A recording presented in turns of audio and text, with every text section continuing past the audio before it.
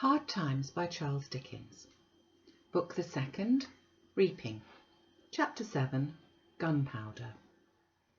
Mr. James Harthouse, going in for his adopted party, soon began to score. With the aid of a little more coaching for the political sages, a little more genteel listlessness for the general society, and a tolerable management of the assumed honesty and dishonesty, most effective and most patronised of the polite deadly sins, he speedily came to be considered of much promise. The not being troubled with earnestness was a grand point in his favour, enabling him to take to the hard fact fellows with as good a grace as if he had been born one of the tribe, and to throw all other tribes overboard as conscious hypocrites.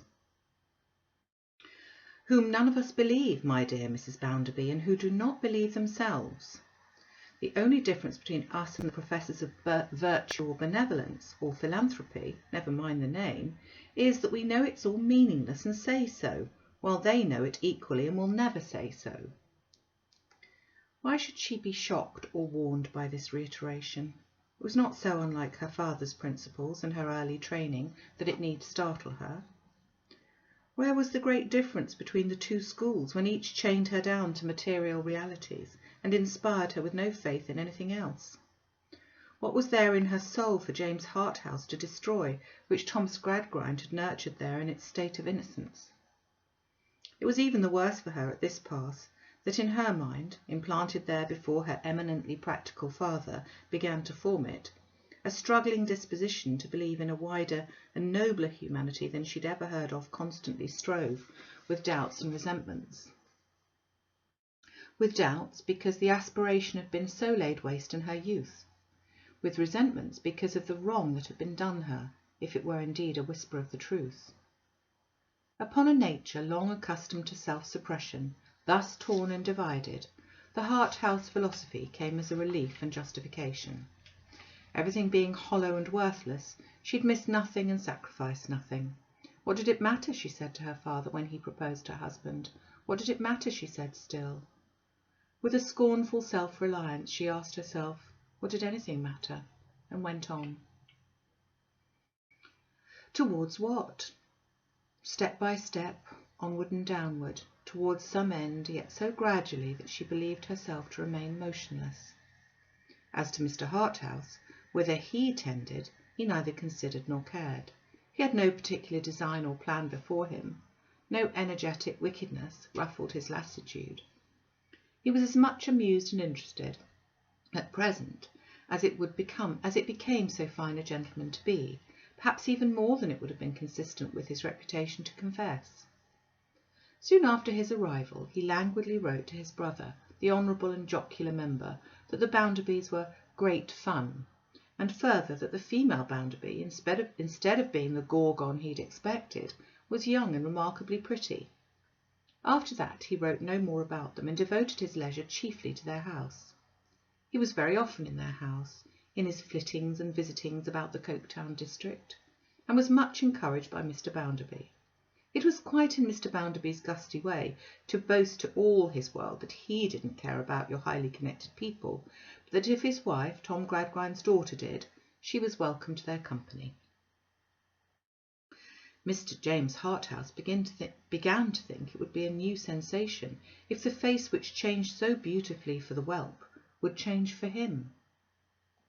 He was quick enough to observe, he had a good memory, and did not forget a word of his brother's revelations. He interwove them with everything he saw of the sister, and he began to understand her. To be sure, the better and profounder part of her character was not within his scope of perception, for in natures, as in seas, depth answers unto depth. But he soon began to read the rest with a student's eye. Mr. Bounderby had taken possession of a house and grounds about 15 miles from the town, and accessible within a mile or two by a railway striding on many arches over a wild country undermined by deserted coal shafts and spotted at night by fires and black shapes of stationary engines at pits' mouths. This country, gradually softening towards the neighbourhood of Mr. Bounderby's retreat, there mellowed into a rustic landscape, golden with heath and snowy with hawthorn in the spring of the year, and tremulous with leaves in their shadows all the summer-time. The bank had foreclosed a mortgage effected on the property, thus pleasantly situated by one of the Coketown magistrates, who, in his determination to make a shorter cut than usual to an enormous fortune, over-speculated himself by about £200,000. These accidents did sometimes happen in the best regulated families of Coketown, but the bankrupts had no connection whatever with the improvident classes. It afforded Mr. Bounderby supreme satisfaction to install himself in this snug little estate, and with demonstrative humility to grow cabbages in the flower garden. He delighted to live, barrack fashion, among the elegant furniture, and he bullied the very pictures with his origin. "Why, sir," he would say to a visitor, "I'm told that Nickits, the late owner, gave £700 for that sea beach. Now, to be plain with you, if I ever in the whole course of my life take 7 looks at it at £100 a look, it'll be as much as I shall do. No, by George, I don't forget that I am Josiah Bounderby of Coketown. For years upon years the only pictures in my possessions, or that I could have got into my possession by any means unless I stole them, were the engravings of a man shaving himself in a boot, on the blacking bottles that I was overjoyed to use in cleaning boots with, and that I sold when they were empty for a farthing apiece, and glad to get it." Then he would address Mr. Harthouse in the same style. "Harthouse, you have a couple of horses down here.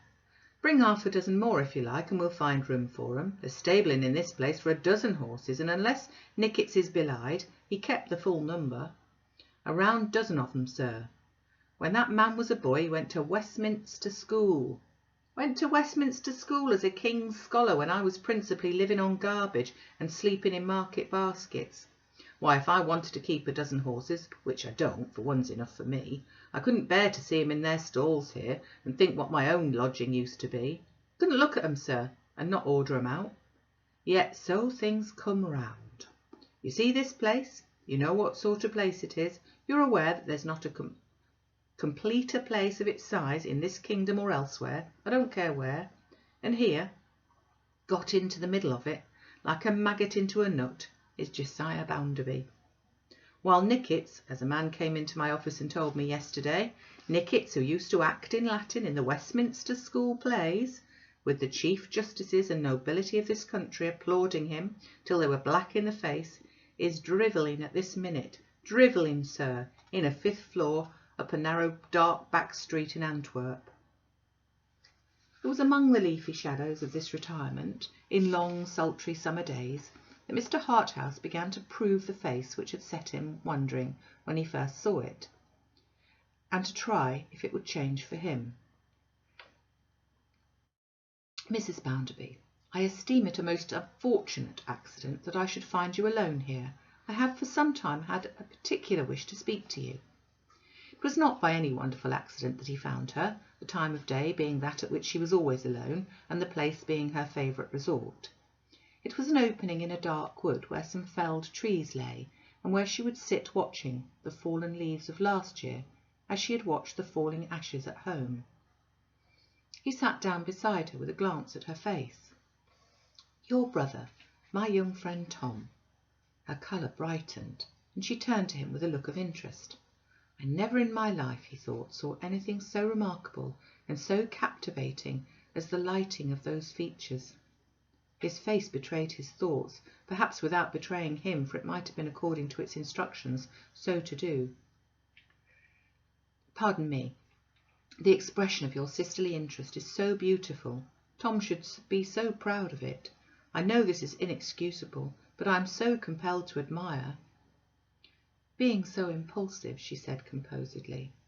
"Mrs. Bounderby, no. You know I make no pretence with you. You know I am a sordid piece of human nature, ready to sell myself at any time, for any reasonable sum, and altogether incapable of any Arcadian proceedings whatever."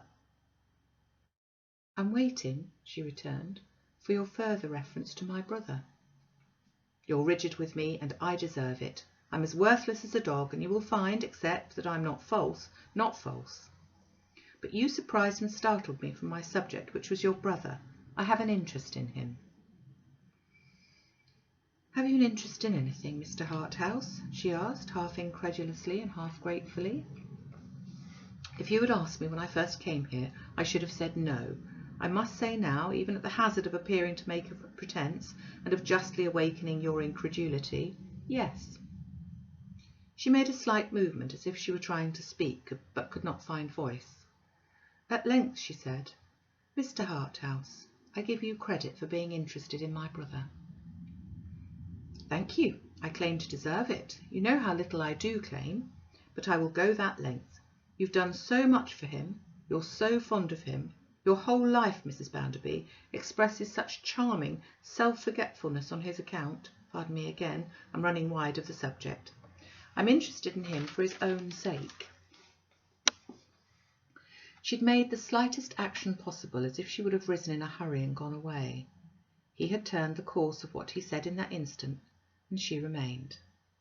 "Mrs. Bounderby," he resumed, in a lighter manner, and yet with a show of effort in assuming it, which was even more expressive than the manner he dismissed, it is no irrevocable offence in a young fellow of your brother's years if he is heedless, inconsiderate, and expensive, a little dissipated in the common phrase. Is he?" "Yes." "Allow me to be frank. Do you think he games at all?" "I think he makes bets." Mr. Harthouse waiting, as if that were not her whole answer, she added, "I know he does." "Of course he loses?" "Yes." "Everybody does lose who bets. May I hint at the probability of your sometimes supplying him with money for these purposes?" She sat looking down, but at this question raised her eyes searchingly and a little resentfully. "Acquit me of my impertinent curiosity, my dear Mrs. Bounderby. I think Tom may be gradually falling into trouble, and I wish to stretch out a helping hand to him from the depths of my wicked experience. Shall I say again, for his sake? Is that necessary?" She seemed to try an answer, but nothing came of it. "Candidly, to confess everything that has occurred to me," said James Harthouse, again gliding with the same appearance of effort into his more airy manner, "I will confide to you my doubt whether he has had many advantages, whether, forgive my plainness, whether any great amount of confidence is likely to have been established between himself and his most worthy father." "I do not," said Louisa, flushing with her own great remembrance in that wise, "think it likely." "Or between himself, and I may trust to your perfect understanding of my meaning, I'm sure, and his highly esteemed brother-in-law." She flushed deeper and deeper, and was burning red when she replied in a fainter voice, "I do not think that likely either." "Mrs. Bounderby," said Harthouse after a short silence, "may there be a better confidence between yourself and me? Tom has borrowed a considerable sum of you." "You will understand, Mr. Harthouse," she returned after some indecision. She had been more or less uncertain and troubled throughout the conversation, and yet had in the main preserved her self-contained manner. "You will understand that if I tell you what you press to know, it is not by way of complaint or regret. I would never complain of anything, and what I have done I do in the least regret." So spirited too, thought James Harthouse. "When I married, I found that my brother was even at that time heavily in debt. Heavily for him, I mean. Heavily enough to oblige me to sell some trinkets. They were no sacrifice. I sold them very willingly. I attached no value to them. They were quite worthless to me." Either she saw in his face that he knew, or she only feared in her conscience that he knew, that she spoke of some of her husband's gifts. She stopped and reddened again. If he had not known it before, he would have known it then, though he had been a much duller man than he was. "Since then I've given my brother at various times what money I could spare, in short, what money I've had. Confiding in you at all on the faith of the interest you profess for him, I will not do so by halves. Since you've been in the habit of visiting here, he has wanted in one sum as much as £100. I've not been able to give it to him. I've felt uneasy for the consequences of his being so involved. But I've kept these secrets until now, when I trust them to your honour. I've held no confidence with anyone because—" "You anticipated my reason just now." She abruptly broke off. He was a ready man, and he saw and seized an opportunity here of presenting her own image to her, slightly disguised as her brother. "Mrs. Bounderby, Though a graceless person of the world, I feel the utmost interest, I assure you, in what you tell me.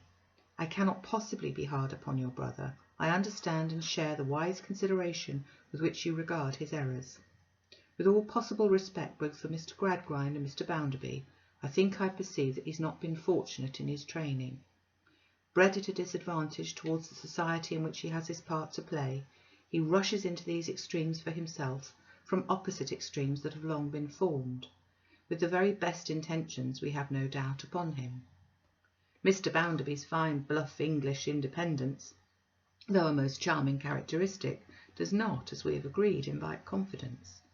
If I might venture to remark that it is least in the world deficient in that delicacy to which a youth mistaken, a character misconceived, and abilities misdirected would turn for relief and guidance, I should express what it presents to my own view. As she sat looking straight before her, across the changing lights upon the grass into the darkness of the wood beyond, he saw in her face her application of his very distinctly uttered words. All allowance, he continued, must be made. I have one great fault to find with Tom, however, which I cannot forgive, and for which I take him heavily to account. Louisa turned her eyes to his face and asked him what fault was that. Perhaps, he returned, I've said enough. Perhaps it would have been better on the whole if no allusion to it had escaped me. You alarm me, Mr. Harthouse. Pray let me know of it. To relieve you from needless apprehension, and as this confidence regarding your brother, which I prize, I am sure, above all possible things, has been established between us, I obey. I cannot forgive him for not being more sensible in every word, look, and act of his life of the affection of his best friend, of the devotion of his best friend, of her unselfishness or her sacrifice. The return he makes her, within my observation, is a very poor one. What she has done for him demands his constant love and gratitude, not his ill humour and caprice. Careless fellow as I am not so indifferent, Mrs. Bounderby, as to be regardless of this vice in your brother, or inclined to consider it a venial offence. The wood floated before her, for her eyes were suffused with tears. They rose from a deep well, long concealed, and her heart was filled with acute pain that found no relief in them. In a word, it is to correct your brother in this, Mrs. Bounderby, that I must aspire. My better knowledge of his circumstances, and my direction and advice in extricating them, rather valuable, I hope, as coming from a scapegrace on a much larger scale, I will give some influence over him, and all I gain I shall certainly use towards this end. I've said enough, and more than enough. I seem to be protesting that I'm a sort of good fellow, when, upon my honour, I've not the least intention to make any protestation to that effect, and openly announce that I'm nothing of the sort. Yonder among the trees, he added, having lifted up his eyes and looked about, for he'd watched her closely until now, is your brother himself, no doubt just come down. As he seemed to be loitering in this direction, it may be as well, perhaps, to walk towards him and throw ourselves in his way. He's been very silent and doleful of late. Perhaps his brotherly conscience is touched, if there are such things as consciences. But upon my honour, I hear of them much too often to believe in them. He assisted her to rise, and she took his arm, and they advanced to meet the whelp. He was idly beating the branches as he lounged along, or stooped viciously to rip up the moss from the trees with his stick. He was startled when they came upon him while he was engaged in his latter pastime, and his colour changed. "Hullo!" he stammered. "I didn't know you were there." "Whose name, Tom?" said Mr. Harthouse, putting his hand upon his shoulder and turning him so that all three walked together towards the house. "Have you been carving on the trees?" "Whose name?" returned Tom. "Oh, you mean what girl's name?" "You have a suspicious appearance of inscribing some fair creatures on the bark, Tom." "Not much of that, Mr. Harthouse, unless some fair creature with a slashing fortune at her own disposal would take a fancy to me. Or she might be as ugly as she was rich, without any fear of losing me. I'd carve her name as often as she liked." "I'm afraid you're mercenary, Tom." "Mercenary?" repeated Tom. "Who is not mercenary? Ask my sister." "Have you so proved it to be a failing of mine, Tom?" said Louisa, showing no other sense of his discontent and ill nature. "You know whether the cap fits you, Lou. returned her brother sulkily. "If it does, you can wear it." "Tom is misanthropical to-day, as all bored people are now and then," said Mr. Harthouse. "Don't believe him, Mrs. Bounderby. He knows much better. I shall disclose some of his opinions to you, privately expressed to me, unless he relents a little." "At all events, Mr. Harthouse," said Tom, softening in his administration of his patron, but shaking his head sullenly too, "you can tell her that I ever praised her for being mercenary. I may have praised her for being the contrary, and I should do it again if I had good reason. However, never mind this now. It's not very interesting to you, and I'm sick of the subject." They walked on to the house, where Louisa quitted her visitor's arm and went in. He stood looking after her as she ascended the steps, and passed into the shadow of the door, then put his hand upon her brother's shoulder again, and invited him, with a confidential nod, to walk in the garden. "Tom, my fine fellow, I want to have a word with you." They'd stopped among a disorder of roses. It was part of Mr. Bounderby's humility to keep Nicket's roses on a reduced scale, and Tom sat down on a terrace parapet, plucking buds and picking them to pieces, while his powerful familiar stood over him, with a foot upon the parapet, and his figure easily resting on the arm supported by that knee. They were just visible from the window. Perhaps she saw them. "Tom, what's the matter?" "Oh, Mr. Harthouse," said Tom with a groan, "I'm hard up and bothered out of my life." "My good fellow, so am I." "You?" replied Tom. "You are the picture of independence. Mr. Harthouse, I'm in a horrible mess. You've no idea what a state I've got myself into, what a state my sister might have got me out of if she'd have only done it." He took to biting the rosebuds now, and tearing them away from his teeth with a hand that trembled like an infirm old man's. After one exceedingly observant look at him, his companion relapsed into his lightest air. "Tom, you are too inconsiderate. You expect too much of your sister.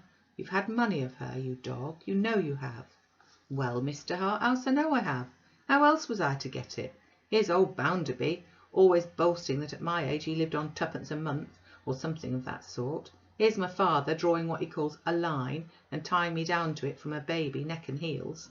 Here's my mother, who's never had anything of her own except her complaints.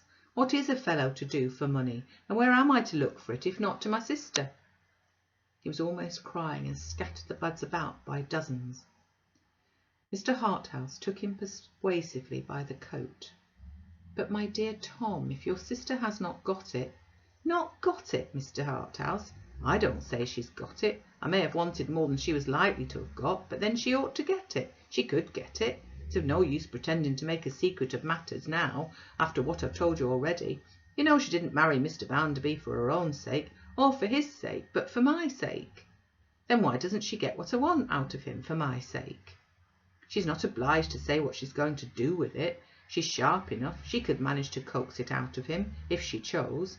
Then why doesn't she choose, when I tell her of what the consequence is? But no, there she sits in his company like a stone, instead of making herself agreeable and getting it easily. I don't know what you may call this, but I call it unnatural conduct." There was a piece of ornamental water immediately below the parapet on the other side, into which Mr. James Harthouse had a very strong inclination to pitch Mr. Thomas Gradgrind, Junior, as the injured men of Coketown threatened to pitch their property into the Atlantic. But he preserved his easy attitude, and nothing more solid went over the stone balustrades than the accumulated rosebuds now floating about, a little surface island. "My dear Tom," said Mr. Harthouse, "let me try to be your banker." "For God's sake," replied Tom suddenly, "don't talk about bankers." And very white he looked in contrast with the roses, very white. Mr. Harthouse, as a thoroughly well-bred man, accustomed to the best society, was not to be surprised.